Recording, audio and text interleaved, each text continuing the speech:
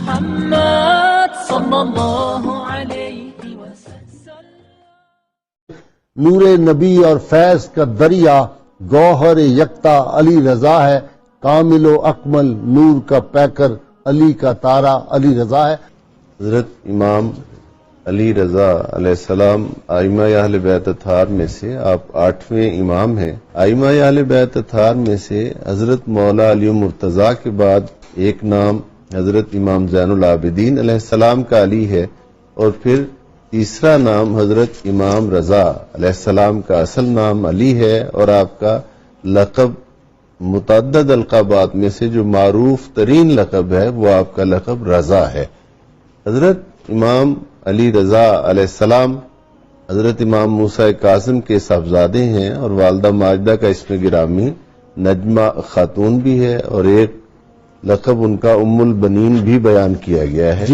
یہ عقد حضرت امام موسیٰ کاظم علیہ السلام کا ان کی والدہ ماجدہ جو زوجہ ہیں حضرت امام جعفر الصادق علیہ السلام کی، انہوں نے خواب میں دیکھا کہ رسول خدا صلی اللہ علیہ وآلہ وسلم انہیں حکم دے رہے ہیں کہ آپ موسیٰ کاظم کا نکاح جو ہے وہ نجمہ خاتون سے کریں، اللہ تعالیٰ اس سے ایک عظیم شان والا بیٹا عطا فرمائے گا. چنانچہ امر رسالت پر یہ نکاح حضرت امام موسیٰ کاظم علیہ السلام کا ہوا، اور اللہ تعالیٰ نے حضرت امام رضا کی صورت میں امام موسیٰ کاظم علیہ السلام کو اپنا روحانی جانشین آپ اللہ رب العزت نے عطا فرمایا. یہ وہ گھرانہ ہے جو معدن نور کان نور نبی رحمت علیہ السلام سے فیض لے کے کائنات میں تشریف لائے، اور حضرت سیدنا امام علی رضا علی جدہ الکریم علیہ الصلوۃ والتسلیم آپ جب اپنی والدہ ماجدہ کے شکم اطہر میں تھے تو آپ کی والدہ ماجدہ فرماتی ہیں کہ مجھے تب بھی اللہ کی صدائیں آتی تھیں، آپ اس وقت بھی اللہ کا ذکر کیا کرتے تھے. اور پھر جب دنیا میں تشریف لائے تو آتے ہی آپ نے سجدے کی جیسی حالت بنائی، یعنی ہاتھ بھی رکھے اور پاؤں بھی رکھے جیسے انسان سجدہ کرتا ہے. تو کچھ الفاظ دہرائے، وہ کہتے ہیں کہ وہ الفاظ تو ہمیں نہیں پتا کہ کیا آپ نے پڑھے، لیکن میرا وجدان یہ کہتا ہے کہ آپ نے اس وقت دنیا میں تشریف لا کر اللہ کریم کی بارگاہ میں سجدہ کیا. یہ نبی کریم صلی اللہ علیہ وسلم کی مبارک سنت پہ عمل کیا کہ جب میرے نانا کریم تشریف لائے تھے تو انہوں بھی بارگاہ رب العزت میں سجدہ کیا تھا. دنیا کا کوئی مسئلہ نہیں ہوتا تھا جو آپ کے پاس لوگ حل کروانے کے لیے نہیں لاتے تھے. جب آپ نیشا پور میں تشریف لائے اور دنیا حدیث کے دو بڑے امام، ایک امام ابو زرع جن کو حافظ الحدیث کہا جاتا ہے اور ایک امام ابو مسلم توسی، یہ تشریف لائے اور ان کے ساتھ اس وقت کے بڑے بڑے جلیل القدر محدثین تھے. تو امام پاک اس شان سے آئے کہ آپ ایک بڑے خوبصورت خچر پر سوار تھے، اور آپ کی چھتری نما جیسے گنبد سا بنا ہوتا ہے اس سے آپ کا چہرہ نمبر ڈھکا ہوا تھا. تو اس شان سے آئے. جب آپ کی سواری رکی تو محدثین نے عرض کیا کہ حضور سب سے پہلی بات تو یہ کہ ہم آپ چاہتے ہیں کہ آپ چہرہ انور سے پردہ ہٹائیں تاکہ ہم آپ کی زیارت کریں. تو جیسے ہی آپ نے چہرہ انور سے پردہ ہٹایا تو اس وقت عشاق کا عالم یہ تھا کہ لوگ خاک میں لوٹ پوٹ ہو رہے تھے، لوگوں کی چیخیں نکل گئیں اس پاک ہستی کا دیدار کر کے. علامہ امام یوسف بن اسماعیل نبہانی رحمۃ اللہ علیہ کا قول مجھے یاد آ رہا ہے.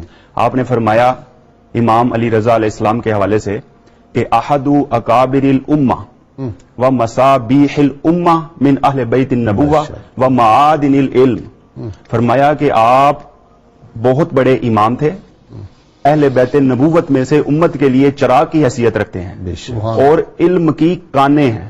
علم کی کان نہیں فرمایا، علم کی کانیں ہیں، یعنی آپ علیہ السلام سے علم کے گویا کے چشمے پھوٹا کرتے ہیں.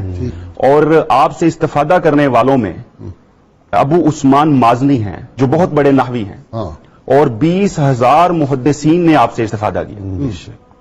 اور آپ علیہ السلام کے حوالے سے یہ بھی میرے ذہن میں آ رہا ہے کہ ایک شاعر تھا دابل بن علی، عربی زبان کا بڑا مشہور و معروف شاعر تھا. اس نے آپ کی بارگاہ میں عرض کیا کہ میں نے آپ کی شان کے حوالے سے 120 اشعار پر مشتمل قصیدہ لکھا ہے. تو آپ علیہ السلام نے وہ قصیدہ سماعت فرمایا اور پھر انہیں 100 اشرفی انعام دی اور اپنا جبہ بھی عطا فرمایا. اور پھر وہ سفر میں گئے، کیونکہ آپ کا ایک لقب ہے، یہ یہاں بات کرنا انتہائی ضروری ہے، ضامن.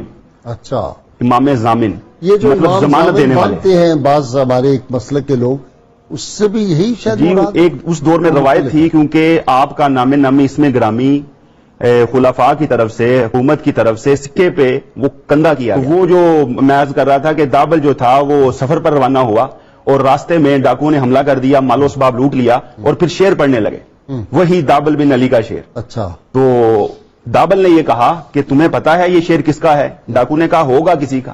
تو اس نے کہا کہ یہ شعر تو میرا ہے۔ اس نے کہا یہ آپ کا شعر ہے جو آپ نے امام کی شان میں لکھا ہے۔ تو اس کی عزت و تکریم کی، مال و اسباب پورے قافلے کو واپس کر دیا کہ ان کا اتنا مطلب ادب و احترام کرتے تھے، اور رضا جو ان کا لقب ہے اس کی وجہ بھی یہی بیان کی جاتی ہے کہ اپنے پرائے سارے ان سے راضی ہو گئے۔ صحیح صحیح۔ آپ امام الطریقۃ الجنیدیہ والقادریہ بھی ہیں۔ حضرت سید عبد القادر جیلانی علیہ رحمت اور حضرت جنید بغدادی علیہ رحمت کے شیوخ میں جو ہستی حضرت معروف کرخی ہے، انہیں آپ سے اکتساب فیض ہے۔ حضرت امام رضا کی خدمت میں حضرت معروف کرخی حاضر معروف ہوئے۔ کرخی جاتے ہیں۔ جی آپ نے ان سے اکتساب فیض کیا نا۔ اس حوالہ سے سلسلہ عالیہ جنیدیہ اور سلسلہ عالیہ قادریہ، یہ دونوں ہی میں آپ کا فیض جو ہے وہ جاری و ساری ہے۔ آپ کے دور میں جب آپ خراسان تشریف لائے تو ایک عیسائی عالم جو تھا اس نے بہت زیادہ شور مچایا ہوا تھا کہ حضرت عیسیٰ علیہ السلام کی شخصیت جو ہے وہ اتفاقی ہے، جبکہ حضرت محمد مصطفیٰ صلی اللہ علیہ وآلہ وسلم کی شخصیت جو ہے وہ اختلافی ہے۔ یعنی حضرت عیسیٰ کو مسلمان بھی مانتے ہیں، یہودی بھی مانتے ہیں، عیسائی بھی مانتے ہیں۔ حضور صلی اللہ علیہ وآلہ وسلم کو نہ یہودی مانتے ہیں، نہ عیسائی مانتے ہیں، صرف مسلمان مانتے ہیں۔ اس پر جب مختلف لوگوں نے اسے دلائل دے کر قائل کرنے کی کوشش کی، لیکن وہ کسی کے قابو میں نہیں آ رہا تھا، تو آپ کی خدمت میں جب اس کو پیش کیا گیا کہ آؤ ہمارے امام سے بات کرو، وہ تمہیں جواب دیں گے، تو جب اس نے یہ بات کی تو آپ نے فرمایا حضرت عیسیٰ علیہ السلام جو ہیں ان کی شان یہ ہے کہ وہ ہمارے رسول صلی اللہ علیہ وآلہ وسلم کے مبشر بن کر تشریف لائے، حضور کی بشارت دینے والے تشریف لائے، اور عیسیٰ وہی ہیں جو اللہ کی بندگی اور عبادت کیا کرتے تھے۔ عیسیٰ کے متعلق کوئی دوسرا تصور کہ وہ خدا تھے یا کچھ اور تھا یہ قطعاً ممکن نہیں ہے۔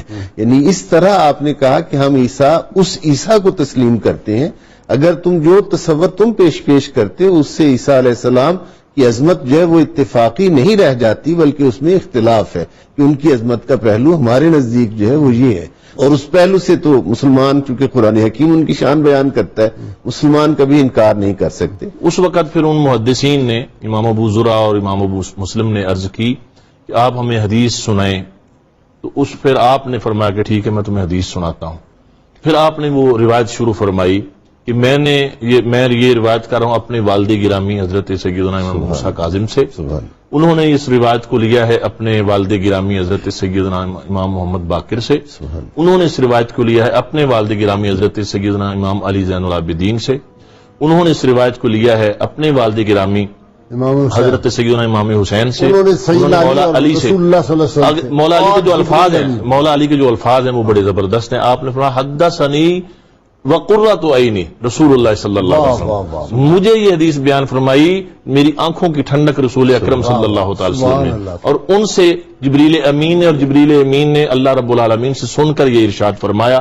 آگے حدیث کے جو الفاظ ہیں کہ یہ کلمہ لا الہ الا اللہ میرا قلعہ ہے جو اس میں داخل ہو گیا وہ محفوظ ہو جائے گا۔ اب یہ روایت جب آپ نے بیان فرمائی تو اس وقت 20,000 محدثین تھے جو اس روایت کو نقل کر رہے تھے، لکھ رہے تھے اس وقت، اور اسی روایت کے متعلق امام احمد بن حنبل نے فرمایا کہ اس کی سند اگر کسی مجنون پر کسی پاگل پر پڑھ دی جائے تو وہ اس سے شفا یاب ہو جائے گا۔ دفعہ ایک چڑیوں کا جھنڈ آیا، آپ اپنے غلاموں کے ساتھ اور خادموں کے ساتھ تشریف فرما تھے، تو چیخنے چلانے لگا۔ آپ نے فرمایا کہ معلوم ہے یہ کیا کہہ رہی ہیں؟ انہوں نے کہا جی اللہ جانے، اللہ کا رسول جانے یا فرزند رسول جانے۔ تو آپ نے فرمایا کہ یہ شکایت کر رہی ہیں کہ ایک سانپ ہے جو ہمارے بچوں کو تنگ کر رہا ہے۔ تو آپ نے خادم کو بھیجا، دیکھا وہاں پہ سانپ بھی موجود تھا اور پھر اس سانپ کو مارا گیا۔ تو جیسا کہ آپ نے بیان فرمایا کہ بولیاں جانتے تھے، تو ایک شخص تھا ابو اسماعیل سندھی، وہ آپ کی بارگاہ میں آیا، اس نے کہا جی مجھے عربی زبان بڑی مشکل لگتی، آتی نہیں۔ تو آپ نے اپنا دستے اقدس اس کے لبوں پہ پھیرا اور اس کو عربی زبان آ گئی۔ حضرت امام علی رضا علیہ السلام کی ذات پاک اتنی عظمت اور شان والی ہے کہ اللہ تعالیٰ نے آپ کے وجود مسعود کو سراپا خیر و برکت بنایا، اور آپ سے ہر طرح کا فیض جس انداز میں سائل آیا اسی طرح کا فیض اس کو عطا ہوا۔ اگر کسی کو تعلیم طریقت درکار ہے تو وہ عطا ہوتی ہے، شریعت کا مسئلہ درکار ہے تو وہ رہنمائی ہوتی ہے، مالی حاجتیں ہیں وہ پوری کی جاتی ہیں، وہ گویا جس غرض سے کوئی حاضر ہوا وہی پورا کیا گیا. امام حاکم کا، وہ بھی نیشاپور کے رہنے والے صاحب مستدرک جو ہیں، وہ فرماتے ہیں کہ مجھے خواب میں رسول اکرم سرور عالم صلی اللہ علیہ وسلم کی زیارت نصیب ہوئی. ایک مسجد تھی اور ایک خاص قسم کی کھجور ہوتی ہے جس کو سہانی کھجور کہا جاتا تھا، وہ اس کا ایک ٹوکرا آقا کریم صلی اللہ علیہ وسلم کے سامنے رکھا ہوا تھا. میں حاضر ہوا تو حضور نے یوں مٹھی بھر کے مجھے عطا فرمائی. فرماتے ہیں میں نے گنی تو وہ 18 کھجوریں تھیں. تو میں نے اس سے تعبیر یہ نکالی کہ میری ہر ایک کھجور کے ساتھ 1 سال عمر کا تعین ہو رہا، یعنی 18 سال میں اور زندہ رہوں گا. اچھا. کہتے ہیں اس واقعے کو 20 دن گزر گئے اس خواب کو. میں اپنے کھیتوں میں کاشتکاری کی زمین کی تیاری ہو رہی تھی تو ایک شخص آیا تو آ کے مجھے کہنے لگا کہ آپ کو پتہ ہے امام علی رضا تشریف لائے ہیں مسجد میں اور لوگ ان کی زیارت کے لیے جوک در جوک آ رہے ہیں. کہتے ہیں میں نے سارے کام چھوڑے تو میں نے کہا چلیں چل کے زیارت کرتا ہوں. اب جب میں وہاں پہنچا تو وہی مسجد، وہی چٹائی جس پر میں نے حضور کو تشریف فرما دیکھا تھا اور اسی طرح کھجوروں کا وہی کھجوریں. اور جب میں حاضر ہوا میں نے سلام عرض کیا تو آپ نے اسی طرح ایک مٹھی بھر کے مجھے کھجوریں عطا فرمائی. جب میں نے گنی تو وہ 18 کھجوریں تھیں. تو میں نے کہا حضور کوئی زیادہ عطا ہو جائیں. آپ نے ارشاد فرمایا لو زادہ کا رسول اللہ صلی اللہ علیہ وسلم لزدناک، اگر حضور تجھے زیادہ عطا کرتے تو ہم بھی تمہیں زیادہ عطا فرماتے. ان کی زندگی جو ہمیں درس مساوات دیتی ہے کہ جب آپ دسترخوان کھانے کے لیے لگایا جاتا تو آپ فرماتے غلاموں کو بھی بلاؤ خدام کو بھی بلاؤ. تو ایک شخص نے کہا کہ آپ غلاموں کو اور خدام کو ساتھ بٹھا کے کھانا کھلاتے ہیں. تو فرمایا کیا ان کا باپ آدم نہیں ہے؟ کیا ان کی والدہ حوا نہیں ہے؟ اور کیا یہ نبی کریم صلی اللہ علیہ وسلم کی امت نہیں ہے؟ تو میں ان کو ساتھ نہیں بٹھاؤں تو کہاں بٹھاؤں؟ واہ واہ. تو یہ آپ کی زندگی سے ہمیں درس مساوات ملتا ہے. ابو نواس ایک شاعر تھا باسی دور کا، اس نے اخلاقی معیار اور اخلاقی قدروں سے گری ہوئی شاعری بھی کی، ہر طرح کی شاعری. ہاں بڑی گندی شاعری. جی ہر طرح کی شاعری کی. کسی نے اس کو کہا کہ ہر طرح کے شعر کہتے ہو، کوئی امام کے بارے میں بھی لکھو. تو اس نے پھر امام علی رضا علیہ السلام کی مدح میں کچھ اشعار لکھے اور اس کا اختتام کہاں پہ کرتا ہے؟ کہتا ہے کہ قلت لا استطیع مدح امام وکان جبریل خادما لابیہ، میں اس شخصیت کی شان کیسے بیان کر سکتا ہوں جس کے خادموں میں سے جبریل امین بھی ہیں. حضرت امام علی رضا علیہ السلام کے جب ولی عہد بنا لیا مامون الرشید نے تو کچھ لوگوں کو اس بات سے بہت زیادہ حسد ہوا اور ایک سازش تیار کی گئی اس طرح کی کہ ایک خاتون کو تیار کیا گیا کہ وہ آئے اور برسر دربار آ کر ایک اہل بیت اطہار کی عالی مرتبت وہ ہستی جو وصال فرما چکی ہیں، احتراماً میں نام نہیں لے رہا، وہ اپنے آپ کو ظاہر کرے کہ میں اللہ کے امر سے دوبارہ زندہ ہو گئی ہوں، اور آ کر یہ اس طرح کا اعلان وہ کرے اور کہے کہ میں بنو فاطمہ سے ہوں، سید زادی ہوں. جب اس نے برسر دربار یہ آ کر بات کی تو اس سے پورے دربار میں سناٹا چھا گیا کہ کیا کیا جائے، اس کا حل کیا کیا جائے. جو لوگ خیر خواہ تھے، بے خواہ تھے، انہوں نے مامون کو مشورہ دیا کہ آپ ایسا کریں، امام رضا علیہ السلام سے اس مسئلے کا حل پوچھیں، وہ اس کا حل بتائیں گے کہ کیا تعلیمات قرآن حکیم سے یا حدیث سے تو یہ ممکن ہی نہیں ہے. تو جب آپ سے پوچھا گیا تو آپ نے فرمایا کہ اگر وہ کسی طرح سے علمی اعتبار سے قائل نہیں ہوتی تو ایک امتحان اور آزمائش کا طریقہ یہ ہے کہ اللہ تعالیٰ نے سادات بنو فاطمہ کا گوشت درندوں پہ حرام کر دیا ہے، اور اس کو اگر درندوں کے سامنے چھوڑا جائے تو وہ اگر صحیح النصب ہوگی تو درندے اس کی طرف نہیں بڑھیں گے. جب اسے یہ کہا گیا کہ تیری آزمائش کی صورت یہ ہے کہ درندے جو ہیں وہ چھوڑے جائیں گے، تو اس نے فوراً اپنی غلطی جو تھی اسے تسلیم کر لیا. پھر وہ لوگ جو حاسد دین تھے انہوں نے کہا کہ اس معیار سے امام علی رضا کو بھی گزارنا چاہیے. تو چنانچہ انہیں اس کے لیے آپ کو کہا گیا تو آپ نے فرمایا ٹھیک ہے میں تو اس کے لیے تیار ہوں. چنانچہ وہ سارے مال کے بالائی حصے میں چلے گئے اور نیچے جو درندے تھے اس کے پنجرے ان کے کھول دیے گئے اور امام رضا علیہ السلام کو داخل کیا گیا.